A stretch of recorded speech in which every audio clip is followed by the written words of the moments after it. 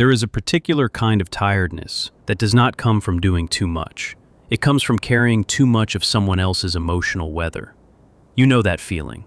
You set your phone down, and still your hand reaches for it.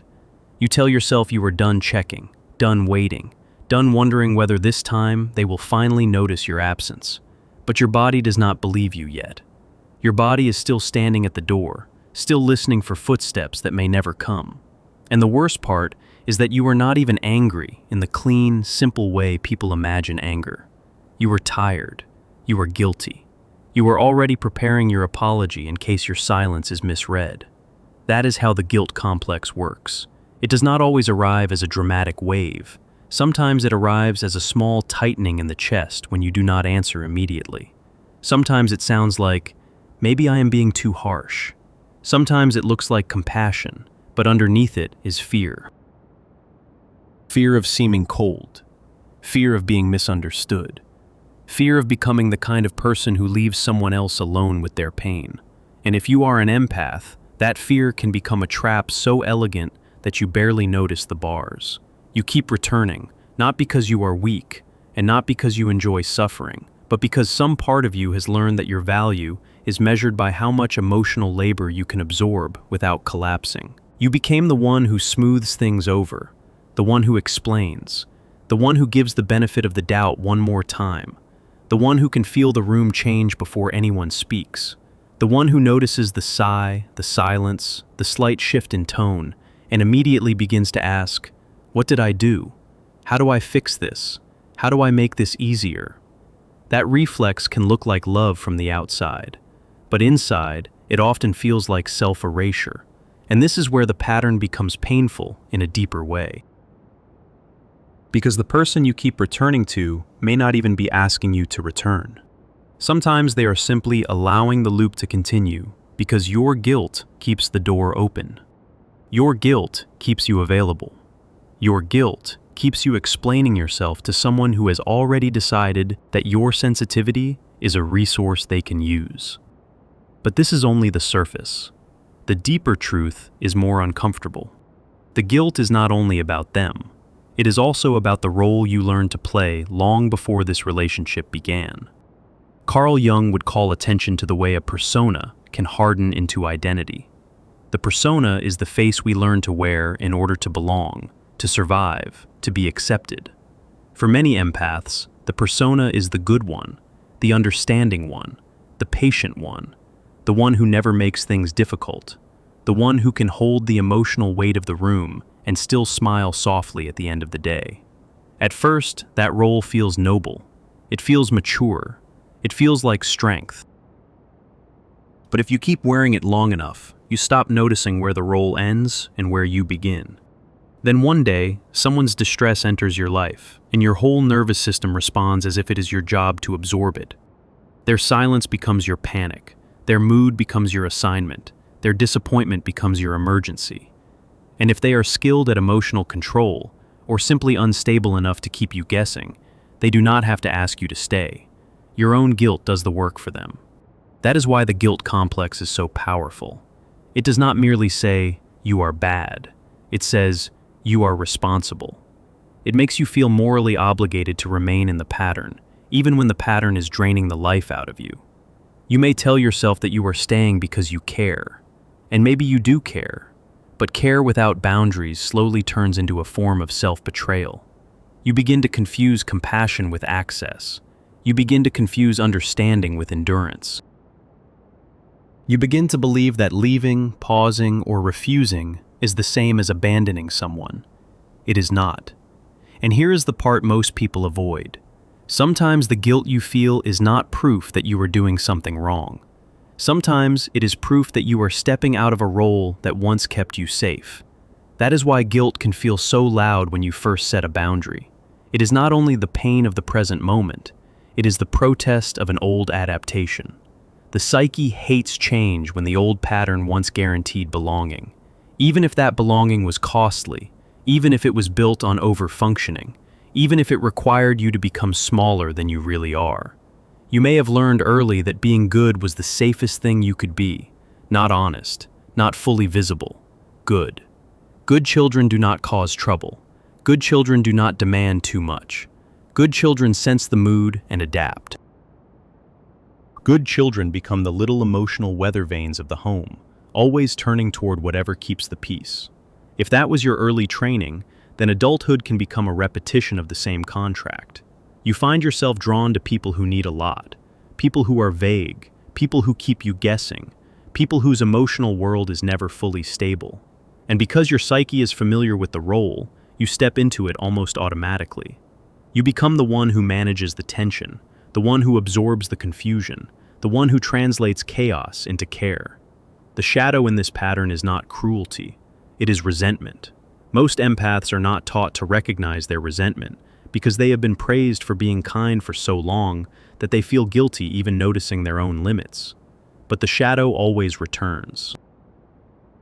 If it is not allowed to speak directly, it speaks through exhaustion, numbness, irritation, collapse, and the strange inner coldness that appears after too much giving. That coldness is not your moral failure.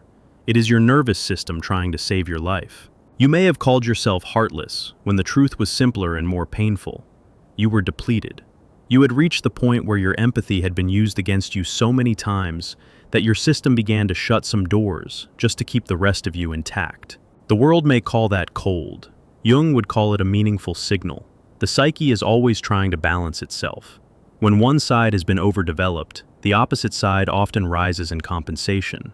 So if you have become quieter, less available, less eager to explain, that does not mean you have lost your soul. It may mean your soul is refusing to disappear any further. There is a subtle humiliation in always having to prove that your boundaries are not cruelty. You say no, and then you feel the need to soften it. You step back, and then you feel guilty for the space. You stop replying immediately, and then you worry that you have become manipulative. You protect your peace, and then a voice inside whispers that you are selfish. That voice is not wisdom, it is conditioning. And often what keeps the loop alive is projection. You may be projecting goodness onto someone who has not earned the role you gave them. Or you may be projecting the hope that if you understand them deeply enough, they will finally become safe. That is one of the most painful illusions in human relationships, believing that insight alone can transform a dynamic that requires boundaries. Understanding matters, compassion matters, but understanding without limits can become a cage. If you keep returning to someone who repeatedly ignores your emotional reality, you may not actually be returning to love. You may be returning to a familiar wound, in the hope that this time it will behave differently. That is the unconscious at work. It repeats what is unresolved, not because it wants to punish you, but because it wants the pattern to become visible. Carl Jung's language around the complex is useful here. A complex is not just a thought. It is an emotionally charged knot in the psyche. When something touches it, you react more strongly than the present situation alone would justify. The reaction feels bigger than the moment because the moment is not alone. It is attached to memory, fear, and old meaning. So when someone withdraws and you immediately feel responsible, the intensity may not be only about them. It may be touching an abandonment complex. When someone seems upset and you rush to fix it before you have even understood what happened, it may be touching a guilt complex. When someone's disappointment feels unbearable, it may be because your psyche learned long ago that disappointment from others meant danger. That is why returning can feel almost automatic. The body does not say, "This is unhealthy." The body says, "Restore the bond, restore the peace, restore the familiar." But familiar is not the same as safe. And this is where the real turning point begins. The moment you stop asking only, "What do they feel?" and begin asking, "What is this awakening in me?" That question changes everything, because the guilt complex often thrives on your refusal to look inward. As long as your attention is fixed entirely on the other person's mood, your own wound remains hidden. As long as you are busy decoding their silence, you do not have to confront the part of you that believes love must be earned through sacrifice. As long as you are trying to rescue the connection, you do not have to face the grief of realizing that you may have been loyal to a pattern more than to a person. This is not about blaming yourself. Quite the opposite. Blame keeps you trapped in shame. Awareness gives you movement. There is a difference between saying, "I should have known better," and saying, "Now I can see the pattern more clearly." One sentence punishes, the other liberates. And if you are honest, the guilt often appears most strongly when you begin to withdraw your emotional labor. The moment you stop over-explaining, the moment you stop over-apologizing, the moment you stop offering endless second chances, the psyche panics. Not because you are wrong, but because you are breaking the agreement that kept your identity stable. You may have been the healer, the fixer, the stable one, the person who could hold the line for everyone else.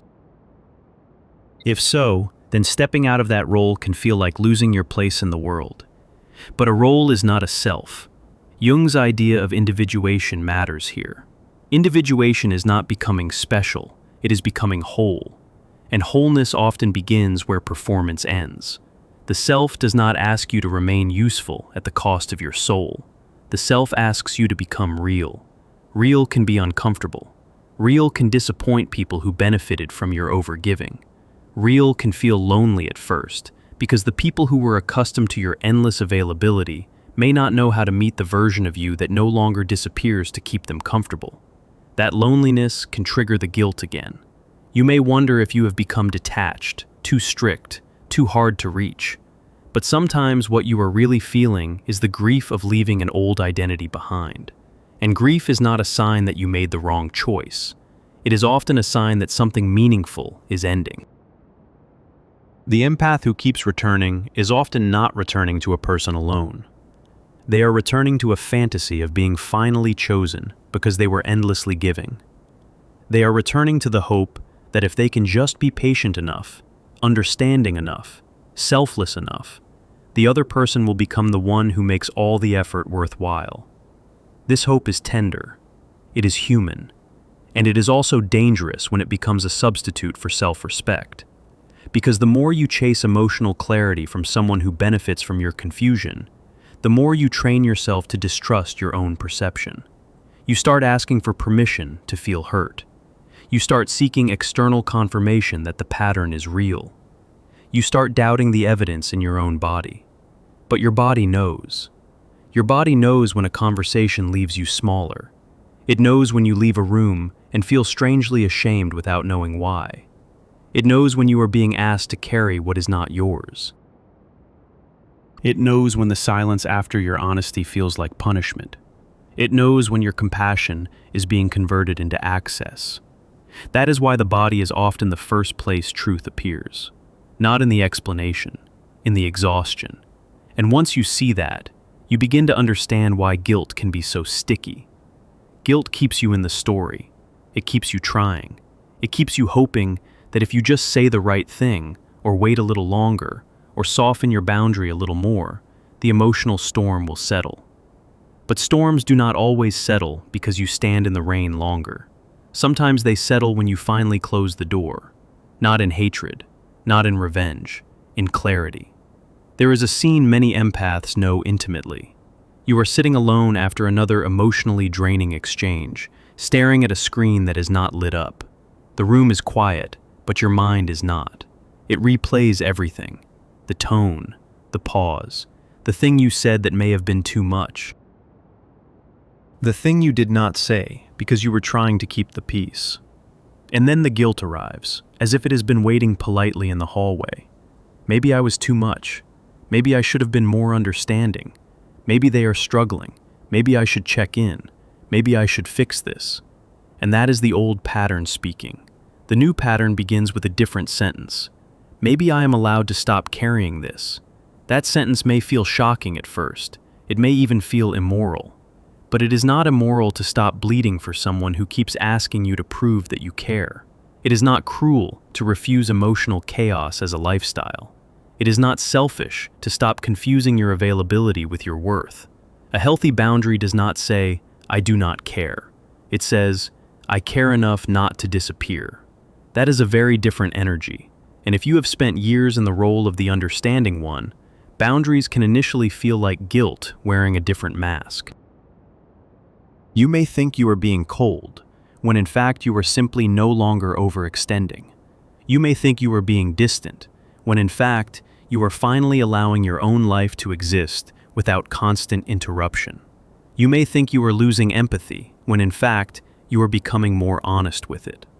Empathy without boundaries becomes enmeshment. Compassion without boundaries becomes self-abandonment. Love without boundaries becomes a place where anything can be justified. The psyche eventually revolts. That revolt may show up as numbness, as anger, as a sudden inability to tolerate the same conversations, as a quiet disgust with your own old habits, as a desire to disappear from everyone for a while. These are not signs that you have turned into someone unkind. They are signs that the psyche is trying to restore balance after too much one-sided giving. And if you are listening closely, this is where Jung becomes important again. Because the shadow is not only the dark side of other people, it is also the part of you that has been denied a voice for too long, the part that is tired of being the emotional caretaker, the part that wants to say, "I am not here to absorb every consequence," the part that is done being available to people who only notice your value when you are useful. When you meet that shadow honestly, you do not become cruel, you become integrated. Integration means you can love and still say no. You can understand and still step back. You can feel compassion and still refuse the loop. You can care without becoming the container for someone else's unresolved life. That is maturity. Not endless tolerance, not emotional martyrdom, maturity. And here is another layer that many people miss. Guilt often appears strongest in those who were trained to earn love through attunement. If you had to read the room early in life, if you had to manage other people's moods to keep yourself safe, if you learned that being easy made life smoother, then your nervous system may interpret boundaries as danger even when they are healthy. So when you first stop returning, the guilt may not mean you are making a mistake. It may mean you are interrupting an old survival strategy. That is why the process can feel so disorienting. You are not just changing a habit, you are changing an identity. And identities do not surrender quietly. They send memories, they send doubt, they send the old voice that says, "What kind of person walks away when someone is hurting?" They send the fear that you will be judged.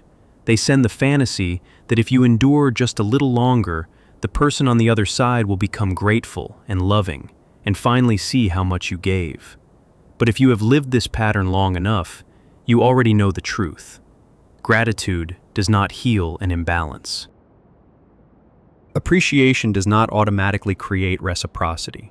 Understanding does not force someone into emotional responsibility. This is where the guilt complex loses some of its power, when you stop mistaking your endurance for proof of love. If this names something you have never been able to say out loud, write a single sentence for yourself in the comments or in your notebook. My kindness no longer requires self-betrayal. Let that sentence sit with you for a moment, not as a slogan, as a boundary. Because one of the most healing things an empath can do is stop romanticizing the pain of overgiving. Stop treating exhaustion as evidence of virtue. Stop calling every sacrifice noble. Some sacrifices are meaningful. Others are just old wounds dressed up as devotion. And the body knows the difference. A meaningful sacrifice leaves you more whole, even if it costs you. Self-betrayal leaves you hollow. You can feel it in the way you breathe after a conversation. You can feel it in the way you dread the next message. You can feel it in the strange heaviness that follows a promise you made against your own better judgment. You can feel it in the relief, however brief, when you imagine not answering at all. That relief matters. People often ignore relief because they have been taught to distrust their own ease. But relief is information. Relief is the psyche saying, "This is not where your life belongs." And if you are afraid that stepping back makes you cold, remember this. Coldness and clarity are not the same thing. Coldness is the absence of feeling. Clarity is the presence of truth. The empath who learns to say no is not becoming less loving. They are becoming less exploitable. That distinction changes everything. It changes how you read silence. It changes how you interpret guilt. It changes how you respond to the urge to return. It changes the way you see the people who were once able to keep you in emotional orbit with very little effort. When you stop feeding the pattern often reveals itself, not because you are punishing anyone, but because you are no longer supplying the old structure with your attention. And then something subtle happens. The room inside you gets quieter. At first, that quiet may feel unfamiliar, even unsettling. You may miss the intensity. You may miss the constant scanning. You may miss the sense that your emotional life was always in motion. But beneath that restlessness is something healthier, a steadier center, a place in you that does not need to solve every relational mystery before it can breathe. That is the self beginning to reassert itself. Not the persona, not the rescuer, not the guilty one, the self. And the self does not ask you to keep returning to what drains you. The self asks for honesty. Honesty may sound like this. I care, but I am no longer available for confusion. I can feel compassion without volunteering for pain. I can miss someone and still not go back into the same loop. I can regret a connection and still choose my dignity. That is not hardness. That is individuation. The guilt complex loses its grip when you realize that your conscience is not the same thing as your conditioning. One belongs to your values, the other belongs to your history. Your values may tell you to be kind. Your conditioning may tell you to overextend until you disappear. Those are not the same voice. And once you can hear the difference, your life begins to change in ways that are quiet but profound. You answer differently. You pause before rescuing. You stop volunteering for emotional labor that was never yours. You feel the guilt rise, and instead of obeying it immediately, you sit with it long enough to ask what it is protecting. Often, it is protecting an old version of you that believed love had to be earned through self-sacrifice. You do not need to hate that version. She was trying to keep you connected. She was trying to make survival feel like belonging. But you are allowed to outgrow her methods. You are allowed to learn a different language, a language where care does not require collapse, a language where compassion does not require constant access, a language where your presence is given freely but not endlessly, a language where you can say, "I see your pain," without immediately making it your home. That is a new kind of strength, not the loud strength of control, the quiet strength of returning to yourself. And maybe that is the most important thing here. The question was never only, why do empaths keep returning? The deeper question is, what part of me believes that returning is the price of being good? When you answer that honestly, the pattern starts to lose its spell. You stop seeing your boundary as abandonment. You stop seeing your no as cruelty. You stop seeing your withdrawal as a moral failure. You begin to recognize that every time you step back from a manipulative dynamic, a draining loop, or a relationship that thrives on your guilt, you are not becoming less loving. You are becoming more truthful.